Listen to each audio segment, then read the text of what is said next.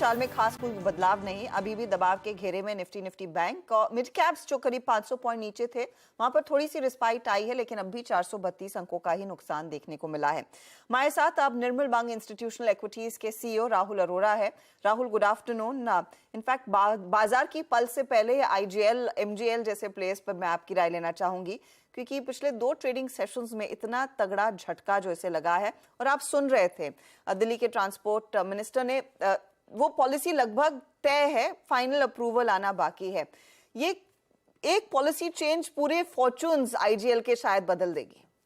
Good afternoon Harshada ji, thank you for having me on your show. तो I think ये IGL के life में मुझे ऐसा एक दूसरा इंस्टेंस याद आ रहा है। आई थिंक पहला कुछ 10-12 साल पहले था जब रातों रात नेटवर्क टैरिफ्स जो थे वो 60-70% से गिर गए थे, और आई थिंक उस साल आई थिंक FY12 या FY13 में आईजीएल का ऑलमोस्ट 80% प्रॉफिट्स वाइप आउट हो चुके थे। आई थिंक अगर if I memory serves me right, 2-3 दिन में ऑलमोस्ट 50-60% का फॉल आया था। तो it is got a sense of deja vu to it, so to speak. इसमें 2-3 चीज़ें हैं Harshada ji. I think first is this is for aggregators. जहाँ तक हमारी अंडरस्टैंडिंग है, aggregators are not more than 10% of the fleet for IGL. If that indeed is the case, then I think यहाँ तक ये फॉल हो चुका। आई थिंक इसके बाद नहीं होगा, because this does not apply to kaali peelis and all of that right now, not does it apply to private vehicles. This is predominantly for aggregators. और जहाँ तक हमारी अंडरस्टैंडिंग है, ये उन एग्रीगेटर्स पे है जिनके पास 25 से ज़्यादा गाड़ियाँ हैं। This is our understanding of the situation right now. मैं एक रिपोर्ट पढ़ रही थी कि शायद एग्रीगेटर्स का 30% शेयर है आईजीएल के लिए। It is debatable. I think I will go by what my analyst has suggested, which is roughly about 10%. I think अगर 20% का भी ले लें, ना हमारा ना उनका, आप स्टॉक प्राइस का इम्पैक्ट तो देख ही रहे हैं। ऑब्वियसली कैश फ्लो से इम्पैक्ट होंगे, अर्निंग्स पे इम्पैक्ट होंगे, but there is a much larger world beyond just the aggregators for CNG. I think अगर आप गवर्नमेंट ऑफ इंडिया को ही देखें तो they themselves have been promoting cleaner fuel. It's not that they have gone straight to electric vehicles. The government of India itself wants conversion to CNG. ये एक consensus है हर्षदा जी कि diesel is a fuel of the past, वो समझ में आता है, but CNG I don't think we are taking a call that is something of the past. Obviously इसके कैश फ्लो कैपेक्स पे भी इसका असर पड़ेगा, राइट? क्योंकि अगर आप एन नंबर ऑफ स्टेशन, जैसे आपके अभी संवाददाता उन ट्रांसपोर्ट मिनिस्टर से बात कर रहे थे, अगर मेरा 100 करोड़ का कैपेक्स है और उसका मुझे पता है कि अभी 15-20% हिट होने वाला है, तो उस बेसिस पे मेरी रेवेन्यू भी कम हो जाएगी, मेरे कैश फ्लोज भी कम हो जाएंगे। बट आई थिंक यहाँ से ज़्यादा मुझे लगता है एग्जैजरेशन हो जाएगा। ऑब्वियसली ये एक रिस्क हमेशा से था, eventually things getting to EVs. ये 2 व्हीलर्स, 3 व्हीलर्स और 4 व्हीलर्स प्रिडोमिनेटली एग्रीगेटर्स पे आया है, but you know to imagine that CNG as a fuel is going to be done away with, I don't think so. So obviously they say in English, right, you don't catch a falling knife. तो आज की date में अगर मैं किसी को जाके बोलूं भी कि the price is attractive, कोई लेगा नहीं, आई थिंक सबसे पहला स्टॉप ये होगा हर्षदा जी कि जो आईजीएल एमजीएल के शायद क्वार्टरली अर्निंग्स आएंगे अगले 2-3 हफ्ते में, वो क्या बोलते हैं इस पे। You know my mind goes back to ITC also in a way Harshada ji. I think because जिस तरह का टैक्सेशन आईटीसी पे होता था, लटकी रहती एग्जैक्टली। तो आई थिंक अगर ऐसी चीजें होती रही तो how do you make a good environment in terms of investment, right? So ऐसा भी नहीं है कि कुछ कंसल्टेटिव पेपर था, this has gone straight for approval. तो आज की डेट में अगर मैं फंड मैनेजर हूँ and I am holding hypothetically 500 crores worth of IGL, my job's on the line, because I will be underperforming massively. And you know I think मैं उस fund का नाम नहीं लूँगा, लेकिन साउथ इंडिया की बड़ी फंड है। जब 2012-13 में हुआ था, they were holding almost 9% of IGL, and I think one of the senior fund managers as a result had to lose his job because that was the impact. तो you know there are resultant impacts, वातावरण पे जो असर पड़ेगा, ये directionally सही है। जो दिल्ली सरकार या भारत सरकार सोच रही है सीएनजी या ईवीज का, डायरेक्शनली सही है, लेकिन इसमें बहुत बड़ा कैविएट ये भी होगा हर्षदा जी कि आप चार्जिंग इंफ्रास्ट्रक्चर कैसे करेंगे। हालांकि ये कह रहे हैं कि इन्होंने 2025 और 30 के टारगेट्स दे दिए हैं, बोलना अलग बात है, इम्प्लीमेंट करना अलग बात है। और जैसे आपके रिपोर्टर ने पूछा, बहुत ही वैलिड सवाल पूछा है कि the cost of buying this product, you know again I am not going too much into detail, but मैं मर्सिडीज के EQS लॉन्च में था। आई एम श्योर आप लोगों ने भी प्रोफाइल किया होगा एज ए चैनल, कहाँ बिका है। You know, it is a fantastic car, you know, and it had got great reviews. Autocar had given it fantastic reviews, but biki nahi hai. So I think charging infrastructure is a very, very important thing.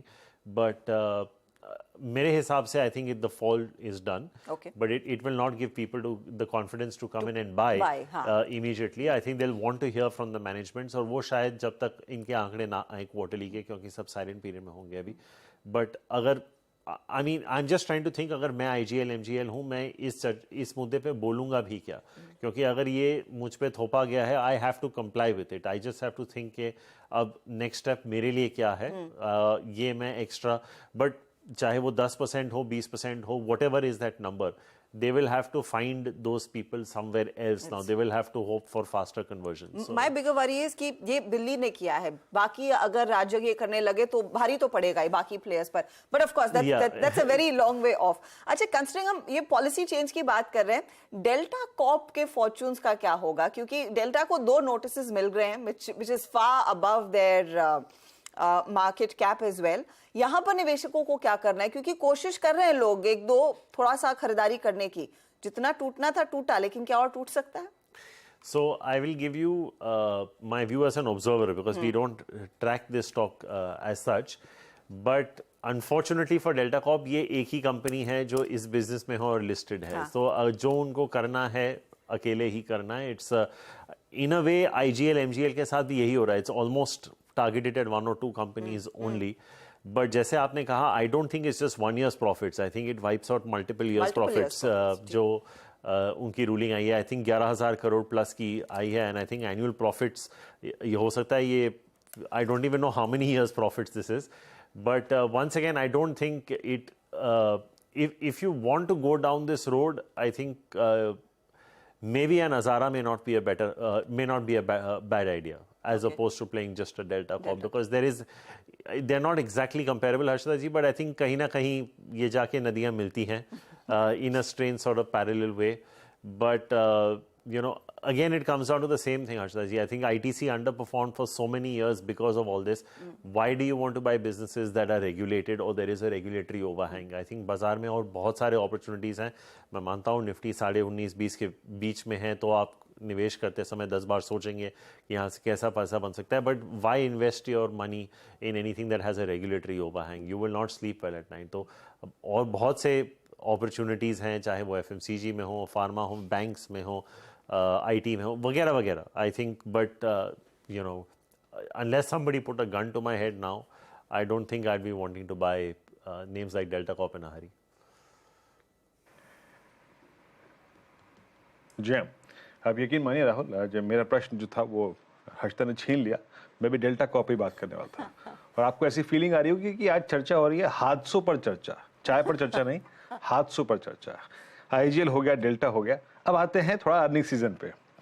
Bajaj auto इस earning season का अब तक का सबसे impressive number, और आप price reaction देखिए राहुल, क्या गजब कर रहा. और आई थिंक ये जो टेन्योर था, आई मीन लास्ट नवंबर से लेके ये नवंबर तक, मतलब अक्टूबर का एंड ऑलमोस्ट, इसके करियर का सबसे बड़ा वर्टिकल राइज मिला है आपको.